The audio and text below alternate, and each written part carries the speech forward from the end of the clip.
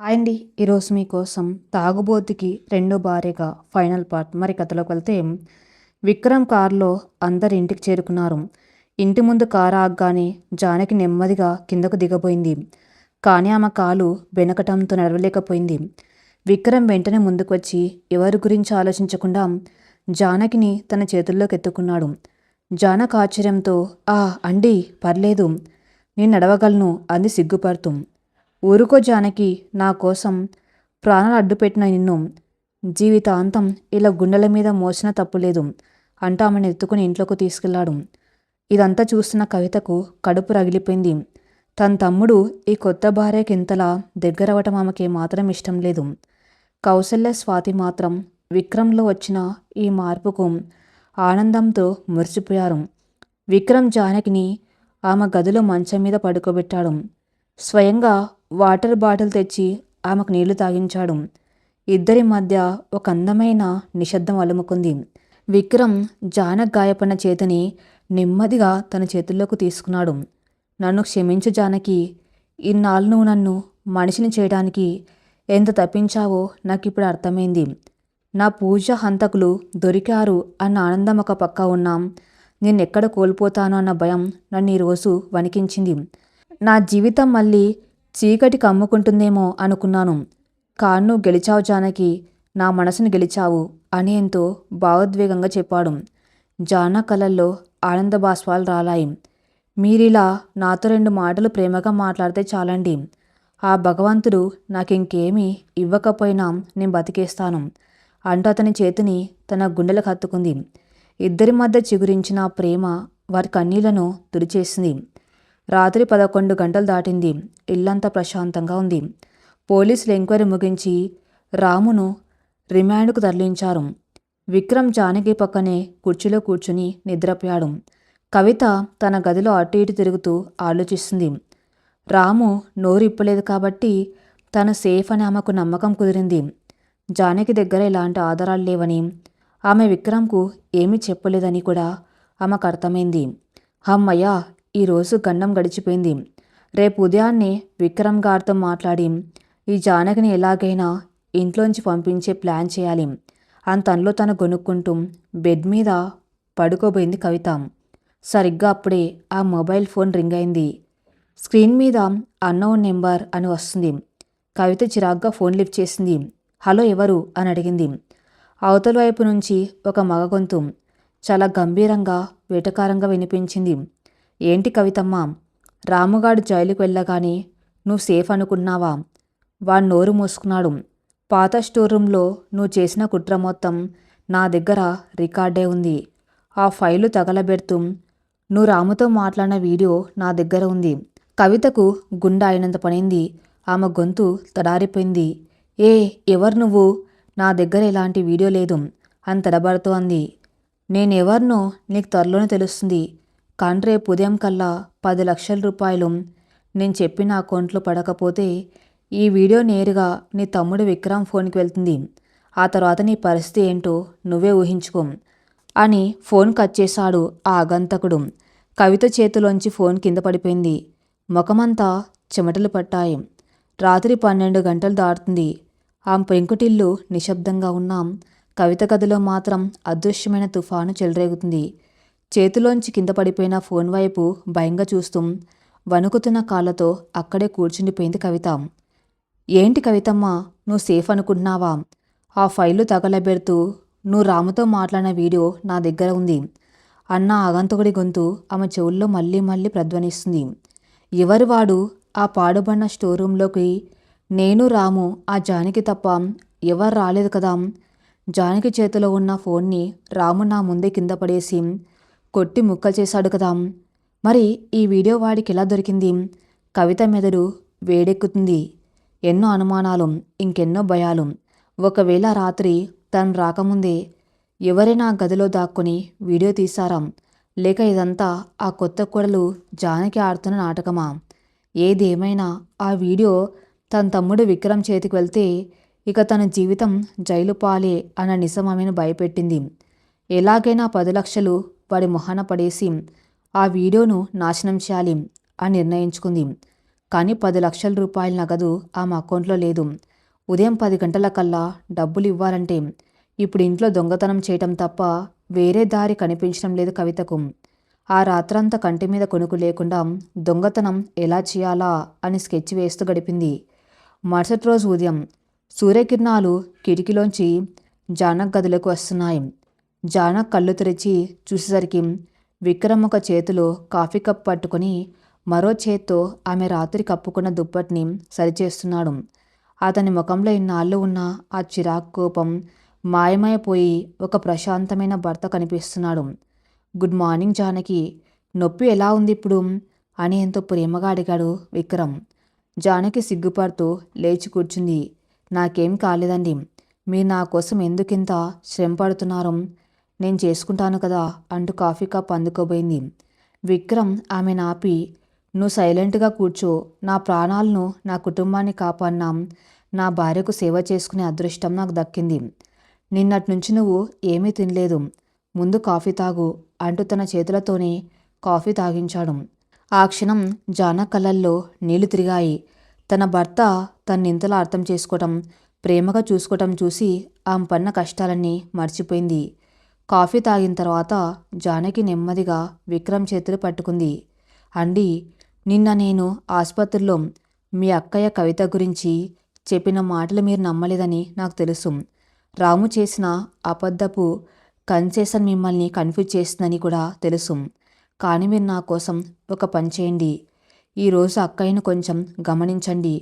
ఆవిడ ప్రవర్తనలో మీకు ఏదైనా తేడా కనిపిస్తే అప్పుడు నేను చెప్పింది నిజమో కాదో మీరే నిర్ణయించుకోండి అని చాలా గంభీరంగా చెప్పింది జానకి. విక్రమ్ కళ్ళు చిలికించి చూశాడు. జానకి, పూజ చనిపోయినప్పటి నుంచి కవిత నాతో పాటే ఉంది. ఆమె నా సొంత అక్క. డబ్బు కోసం ఆమె నా భార్యను చంపుతుందన్న మాట నేను ఎలా నమ్మగలను? అయినా నువ్వు ఇంత కాన్ఫిడెంట్గా చెబుతున్నావు కాబట్టి నేను ఆమెను గమనిస్తాను అని మాటిచ్చాడు. విక్రమ్ మనసులో కూడా ఒక చిన్న అనుమాన బీజం పడింది. ఉదయం 8 గంటలు. హాల్లో అందరూ కూర్చుని ఉన్నారు. కవిత కళ్ళ కింద నల్లటి వలయాలు వచ్చాయి. ముఖం పాలిపోయి ఉంది. జానకి వంటగదిలోంచి కవిత వైపే చూస్తుంది. విక్రమ్ పేపర్ చదువుతున్నట్టు నటిస్తూ కవిత కదలికను గమనిస్తున్నాడు. ఆమె కంగారుగా అటు ఇటు తిరుగుతుంది. ప్రతి 5 నిమిషాలకు ఫోన్ చూసుకుంటుంది. అప్పుడే కవిత ఫోన్ మోగింది. ఆ రింగ్ వినగానే ఆమె ఉలిక్కిపడి ఫోన్ తీసుకుని హడావిడిగా పెరట్లోకి పరుగు తీసింది. విక్రమ్ ఆమె వెనక నెమ్మదిగా వెళ్ళాడు. గోడచాటు నిలబడి ఆ మాటలు వింటున్నాడు. హలో, డబ్బులు రెడీ చేస్తున్నాను, ఎక్కడికి రావాలో చెప్పు అని కవిత వణుకుతున్న స్వరంతో అంటుంది. అవతల వ్యక్తి ఏదో చెప్పాడు. సరే, ఊరి చివర ఉన్న ఆ పాత రైస్ మిల్లు దగ్గరకు 10 గంటలకు వస్తాను, కానీ నా వీడియో నాకు ఇచ్చేయాలి అని చెప్పి ఫోన్ కట్ చేసింది కవిత. ఆమె నుదుటి మీద చెమటలు పడుతున్నాయి. విక్రమ్కు ఏమీ అర్థం కాలేదు. కవిత ఎవరికి డబ్బులు ఇస్తుంది, వీడియో ఏంటి అని అతని మనసులో అనుమానాలు బలపడ్డాయి. జానకి చెప్పిన మాటల్లో నిజం ఉందని అతనికి మెల్లగా అర్థమవుతుంది. 9 గంటల సమయం. విక్రమ్ కావాలని బయటకు వెళ్తున్నానని చెప్పి కారు వేసుకుని వెళ్ళిపోయాడు. ఇంట్లో కౌసల్య నిద్రపోతుంది. ఇదే అదనుగా భావించిన కవిత నెమ్మదిగా విక్రమ్ ఆఫీస్ రూంలోకి దూరింది. ఆ గదిలో ఉన్న చిన్న లాకర్లో వ్యవసాయం డబ్బులు ఉంటాయని ఆమెకు తెలుసు. తను ముందుగానే దొంగలించి పెట్టుకున్న నకిలీ తాళాలతో ఆ లాకర్ తెరిచింది. అందులో ఉన్న 5 లక్షల నగదు, తన దగ్గర ఉన్న 3 లక్షలు, తన నగలు అన్నీ కలిపి ఒక బ్యాగ్లో కుక్కింది. కానీ ఆమె ఇదంతా చేస్తూ ఉండగానే గది బయట నిలబడి వీడియో తీస్తుంది స్వాతి. కవిత దొంగతనం చేస్తున్న దృశ్యం అంతా స్వాతి ఫోన్లో రికార్డైంది. కవిత బయటకు రాగానే స్వాతి పక్కకు తప్పుకుంది. బ్యాగ్ భుజాన తగిలించుకొని స్కూటీ తీసుకుని కవిత వేగంగా బయటకు వెళ్ళిపోయింది. కవిత వెళ్ళగానే స్వాతి నేరుగా జానకి దగ్గరకు పరిగెత్తుకు వచ్చింది. వదిన, నువ్వు చెప్పినట్టు జరుగుతుంది. అక్కయ్య అన్నయ్య లాకర్లోంచి డబ్బులు నగలు తీసుకుని పరుగున బయటకు వెళ్ళింది. వల వేసింది ఎవరో గాని కవిత అక్కయ్య అందులో అడ్డంగా బుక్ అయింది అని నవ్వుతూ చెప్పింది స్వాతి. జానకి చిన్నవ్వు నవ్వి, వల వేసింది వేరెవరో కాదు స్వాతి, మనమే. ఆ వేటగాన్ని తయారు చేసింది నేనే అని అంది. స్వాతి ఆశ్చర్యంతో నోరెళ్ళబెట్టింది. మనమేంట్రా వదిన, ఆ బ్లాక్మెయిలర్ నువ్వా అని అడిగింది. అవును స్వాతి గారు, నిన్న ఆటోనగర్ షెడ్లో ఆ రాముగాడు నా ఫోన్ ముక్కలు ముక్కలు చేసిన మాట నిజమే. కానీ వాడు పగలగొట్టకముందే ఆ వీడియో సేవ్ అయిపోయింది. నేను ఫోన్ వాడేటప్పుడు నా గూగుల్ ఫొటోస్ ఆటో బ్యాకప్లో ఉండేలా సేవ్ చేసుకున్నాను. నా ఫోన్ పగిలిపోయినా ఆ వీడియో క్లౌడ్లో సేవ్ అయిపోయింది. నిన్న ఆసుపత్రిలో నాకు మెలకువ రాకముందే డాక్టర్ గారి ఫోన్ తీసుకొని నా మెయిల్ ఐడి లాగిన్ చేసి చూసుకున్నాను. ఆ వీడియో భద్రంగా ఉంది అని అసలు రహస్యం బయట పెట్టింది జానకి. ఒక పల్లెటూరి పిల్ల అయిన టెక్నాలజీని వాడుకొని ఆ కిరాతకుల ఆట కట్టించిన జానకి తెలివితేటలకు స్వాతి చేతులెత్తి మొక్కింది. కానీ వదిన, మీ వీడియోను నేరుగా అన్నయ్యకు చూపించొచ్చు కదా, మళ్ళీ బ్లాక్మెయిలింగ్ నాటకం దేనికి అని అడిగింది స్వాతి. నేను చూపిస్తే మీ అక్కయ్య మళ్ళీ ఏదో నాటకం ఆడి ఇదంతా గ్రాఫిక్స్ అని, నేను కావాలని ఆమెను ఇరికిస్తున్నానని మీ అన్నయ్య నమ్మిస్తుంది. మీ అన్నయ్య కూడా నన్ను కాకుండా ఆవిడ్నే నమ్మే అవకాశం ఉంది. కానీ ఆమె నేరం చెప్పినట్టు ఆమె నోటితోనే మీ అన్నయ్య ముందు ఒప్పించాలి. అందుకే నిన్న రాత్రి డాక్టర్ గారి ఫోన్ నుంచి నేను నా వాయిస్ మార్చే సాఫ్ట్వేర్ వాడి ఒక మగవాడి గొంతుతో కవిత గారికి ఫోన్ చేశాను. ఆ పాత రైస్ మిల్ దగ్గరకు రమ్మని చెప్పాను. ఇప్పుడు అక్కడికి మనం వెళ్ళాలి, మనతో పాటు మీ అన్నయ్య కూడా వెళ్ళాలి అని చెప్పింది జానకి దృఢమైన స్వరంతో. ఈ ప్లాన్ అద్భుతంగా ఉందని స్వాతి సంబరపడింది. వెంటనే ఇద్దరు కలిసి విక్రమ్కు ఫోన్ చేశారు. అండి, మీరు ఎప్పుడెక్కడున్నారు అని అడిగింది జానకి. కవితను ఫాలో అవుతూ ఊరి చివరన రైస్ మిల్ వైపు వెళ్తున్నాను జానకి అని సమాధానం ఇచ్చాడు విక్రమ్. మేం కూడా వెనక ఆటోలో వస్తున్నాము. మీరు ఆమె కనిపించకుండా దాక్కోండి. అసలు నిజం ఇంకో 10 నిమిషాల్లో మీ కళ్ళ ముందు ఉంటుంది అని ఫోన్ కట్ చేసింది జానకి. ఉదయం 10 గంటల 10 నిమిషాలు. ఊరి చివర ఉన్న ఆ పాడుబడిన రైస్ మిల్లు చాలా భయంకరంగా ఉంది. చుట్టూ తుప్పలు, పగిలిపోయిన గోడలు. కవిత స్కూటీ ఆపి డబ్బుల బ్యాగ్ పట్టుకుని వణుకుతూ లోపలికి అడుగుపెట్టింది. ఆమె గుండె చప్పుడు ఆమెకే వినిపిస్తుంది. మిల్లు లోపల మసక వెలుతురు ఉంది. గోడచాటున ఎవరికీ కనిపించకుండా దాక్కుని ఉన్నాడు విక్రమ్. అప్పుడే ఒక ఆటోలో అక్కడికి చేరుకున్నారు జానకి, స్వాతి. వాళ్ళు కూడా విక్రమ్ ఉన్న వైపుకు వెళ్ళి అతనికి వెనక్గా నిలబడ్డారు. విక్రమ్ జానకిని చూడగానే ఏదో అడగబోయాడు. కానీ జానకి పెదవి మీద వేలు వేసి సైలెంట్గా ఉండమని సైగ చేసింది. కవిత మిల్లు మధ్యలో నిలబడి, ఎవరు నువ్వు, బయటకు రా, నువ్వు అడిగిన 10 లక్షలు తెచ్చాను అని గట్టిగా అరిచింది. ఆమె గొంతు మిల్లులో ప్రధ్వనించింది. అప్పుడే పై అంతస్తులోని ఒక చిన్న గదిలోంచి ఒక నల్లటి ఆకారం మెట్ల మీద నిలబడ్డాడు. చేతిలో ఒక పాత డమ్మీ ఫోన్ పట్టుకొని ఉన్నాడు. అతని కాలర్కి ఒక చిన్న బ్లూటూత్ స్పీకర్ ఉంది. బయట దాక్కున్న జానకి తన మొబైల్లో వాయిస్ చేంజింగ్ యాప్ ఆన్ చేసి మాట్లాడడం మొదలుపెట్టింది. ఆ వాయిస్ పైనున్న స్పీకర్ ద్వారా మా గొంతుతో వినిపిస్తుంది. డబ్బులు తెచ్చావా కవితమ్మ, చాలా ఫాస్ట్గానే ఏర్పాటు చేశావు. అంటే ఆ పూజ చనిపోతే నీకు వచ్చిన ఆస్తి లాభం చాలా గట్టిదన్నమాట అని గంభీరంగా అన్నాడు ఆ బ్లాక్మెయిలర్. కవిత రక్తం ఉడికిపోయింది. ఎక్కువ ఆగకు, నీకు కావలసింది డబ్బు. ఇదిగో ఈ బ్యాగ్లో 5 లక్షల క్యాష్, మిగతా 5 లక్షలకు నా నగలు ఉన్నాయి. ఇది తీసుకొని ఆ వీడియో ఉన్న ఫోన్ నాకు ఇచ్చేయి. మళ్ళీ నా జీవితంలో నువ్వు కనిపించకూడదు అని అరిచింది. 10 లక్షలతో ఈ వీడియో ఇవ్వటానికి ఇదెవరో రోడ్డు మీద యాక్సిడెంట్ చేసిన వాళ్ళ వీడియో కాదు కవిత, నీ సొంత మరదలు పూజను నువ్వు పక్కా ప్లాన్తో చంపించిన వీడియో. నువ్వు బ్రేకులు కట్ చేయించావు. రాముగాడు నీ బదులు జైలుకు వెళ్ళాడు. ఇంత అద్భుతమైన ప్లాన్ వేసి నీకు 10 లక్షలు చాలా తక్కువమ్మా, నాకు ఇంకో 10 లక్షలు కావాలి అని డిమాండ్ చేశాడు ఆ బ్లాక్మెయిలర్. ఆ మాటలకు కవితకు విపరీతమైన కోపం, ఫ్రస్ట్రేషన్ వచ్చాయి. ఇన్నాళ్ళు తనలో దాచుకున్న నిజం, భయం ఒక్కసారిగా కట్టలు తెంచుకున్నాయి. రేయ్, నాతోనే ఆటలాడుతున్నావా? అవునరా, నేనే ఆ పూజను చంపాను. నా సొంత తమ్ముడి భార్యను నా చేతులతోనే పైకి పంపించాను. ఎందుకో తెలుసా, నేను రాము కలిసి లక్షల రూపాయలు పక్కదారి పట్టించిన విషయం ఆ పూజ కనిపెట్టేసింది. ఆ పతివ్రత మరుసటి రోజు ఉదయం ఆ ఫైల్స్ అన్నీ నా తమ్ముడు విక్రమ్ గాడికి చూపిస్తానని బెదిరించింది. అప్పుడు వాడికి నిజం తెలిస్తే నన్ను ఇంట్లోంచి గెంటేస్తాడు. నా పరపతి పోతుంది. అందుకే ఆ రాత్రి రాము ద్వారా ఆ సుబ్బుగాడికి డబ్బులిచ్చి వాళ్ళు వెళ్లే కార్ బ్రేకులు కట్ చేయించాను అని పిచ్చి పట్టినట్టుగా అరిచింది కవిత. గోడ వెనక ఉన్న విక్రమ్కు ఆ మాటలు చెవుల్లో ఈటల్లా దిగాయి. అతని కళ్ళు ఎర్రబడ్డాయి. శరీరం కోపంతో ఆవేదనతో వణుకుతుంది. కవిత ఇంకా మాట్లాడుతూనే ఉంది. కారు క్రాష్ అయి పూజ చనిపోయింది. నా తమ్ముడు ఆ తాగుబోతు విధవ. తన వల్లే పూజ చనిపోయిందని కుమిలిపోయాడు. నాకెదురు చెప్పేవాళ్ళు లేకుండా పోయారు. నా సామ్రాజ్యం నేను ఏలుకుంటూ ఉంటే ఆ జానకి వచ్చిన ఆ ప్లాన్స్ అన్నీ పాడు చేసింది. దాన్ని కూడా చంపేద్దామనుకున్నా, కానీ త్రుటిలో తప్పించుకుంది. ఇప్పుడు నువ్వు వచ్చి వీడియో అంటూ నన్ను బెదిరిస్తావా? నా తమ్ముడు నన్ను ప్రాణంగా నమ్ముతాడు. నువ్వు ఈ వీడియో వాడికి చూపించినా వాడు నిన్ను నమ్మడు, నన్నే నమ్ముతాడు. మర్యాదగా ఫోన్ ఇవ్వు, లేదంటే నిన్ను కూడా పూజ దగ్గరికి పంపిస్తాను అంటూ బ్యాగ్లోంచి ఒక పదునైన కత్తిని బయటకు తీసి మెట్లు ఎక్కడానికి ముందుకు వెళ్ళింది కవిత. సరిగ్గా అప్పుడే అక్క అని మిల్లు దద్దరిల్లేలా అరిచాడు విక్రమ్. ఆ అరుపుకు కవిత గుండె అయిపోయినంత పనైంది.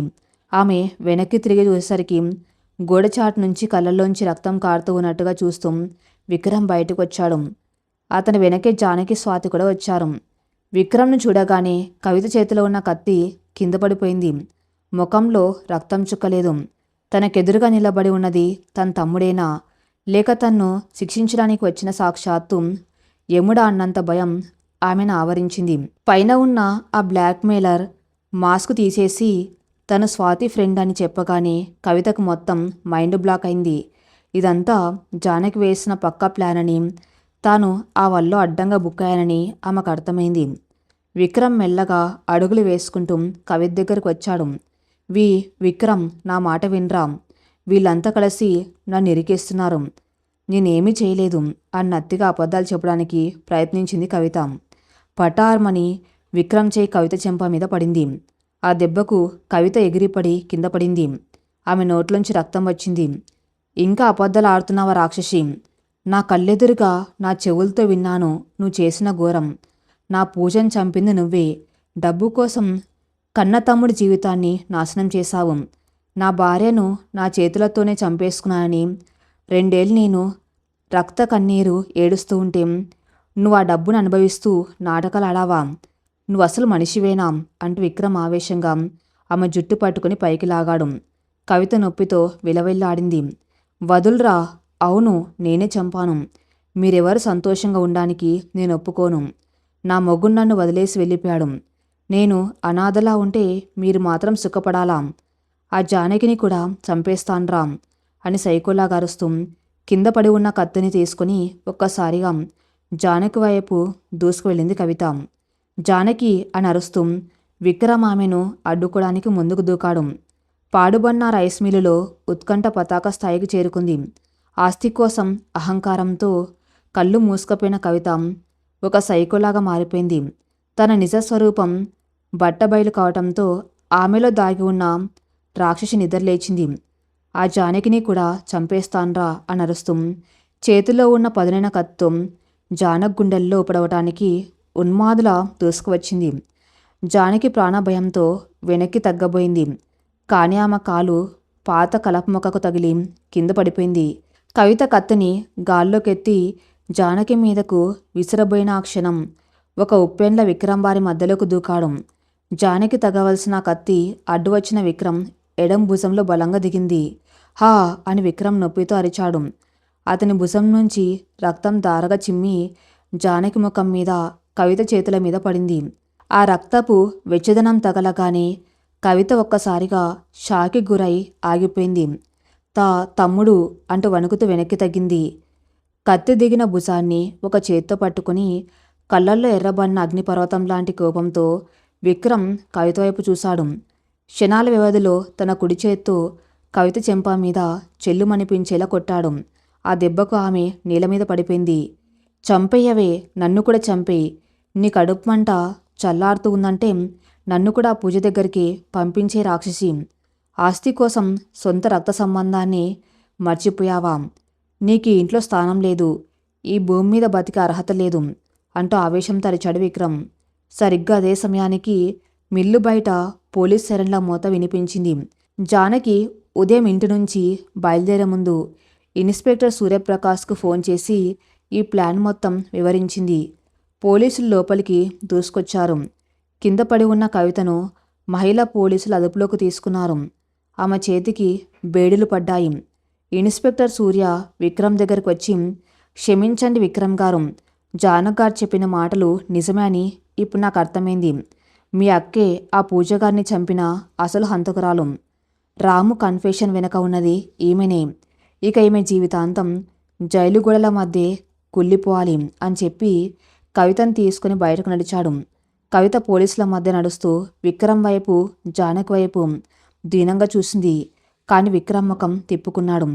జానక్ కళ్ళల్లో ఆమె పట్ల ఎలాంటి జాలి లేదు. తన అహంకారమే ఆమెను ఆ పాతాళానికి నొక్కిందని కవితకి ఇప్పుడు అర్థమైంది. విక్రమ్ భుజం నుంచి రక్తం ఎక్కువగా కారుతుండటంతో జానకి, స్వాతి వెంటనే అతన్ని ఆసుపత్రికి తీసుకెళ్లారు. ఎమర్జెన్సీ వార్డులో డాక్టర్లు అతనికి చికిత్స చేస్తున్నారు. గాయం లోతుగా ఉన్న ప్రాణాపాయం లేదని కుట్లు వేశామని చెప్పారు. వార్డు బయట జానక్ కుర్చీలో కూర్చుని వెక్కి వెక్కి ఏడుస్తుంది. తన వల్లే విక్రమ్కు ఈ గాయమైందని ఆ మనసు కుమిలిపోతుంది. విక్రమ్ను సాధారణ గదిలోకి మార్చిన తర్వాత జానకి నెమ్మదిగా లోపలికి వెళ్ళింది. మంచం మీద పడుకొని ఉన్న విక్రమ్ కళ్ళు తెరిచి ఆమె వైపు చూశాడు. జానకి పరుగున వెళ్ళి అతని మంచం పక్కన కూర్చుని తన కుడి చేతిని తన 2 చేతులతో పట్టుకొని కన్నీరు మున్నీరుగా ఏడ్చింది. నన్ను క్షమించండి, నేను ఆ ప్లాన్ వేయకపోయి ఉంటే మీ అక్కయ్యకు అంత కోపం వచ్చేది కాదు. నా వల్లే మీకు ఈ గాయమైంది. నాకేమైనా పర్వాలేదు, కానీ మీకు ఈ రక్తం కారటం నేను చూడలేకపోతున్నాను అంది బోరుమంటూ.